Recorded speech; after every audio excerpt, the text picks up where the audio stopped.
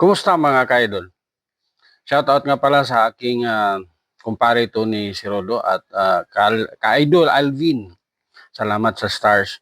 Topic po natin mga ka-idol. Ngayon, medyo maganda po ito mga ka-idol, no? Lalo na sa mga taong nagda-diet, no? So, mga ka-idol, alam mo ba kung ano ang tinatawag na intermittent fasting? Ito ay isang uri ng pagkain o diet strategy kung saan may mga oras na kakain ka at may mga oras din na hindi kakakain o mag-ayuno.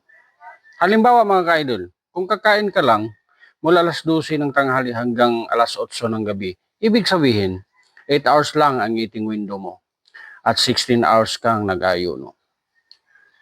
Tanong mga ka-idol, bakit ginagawa ito ng ibang tao? Dahil ayon sa ilang pag-aaral, ang intermittent fasting ay pwedeng makatulong sa una mga ka-idol, pagbaba ng timbang, pagsasaayos ng blood sugar, pagbaba ng risk at ilang sakit tulad ng diabetes at heart disease, at pagpapahinga sa ating digestive system. Pero paalala lang mga ka-idol, hindi ito para sa lahat. Kung buntis ka, may sakit ka, may maintenance ka, dapat muna kumonsulta sa doktor. Ang kalusugan mga ka-idol ay hindi binabadali. Piliin ng lifestyle ang angkop sa iyo. Tandaan lang mga ka-idol, huwag basta-basta gumaya sa uso. Alamin muna kung ito ay ligtas at akma sa katawan.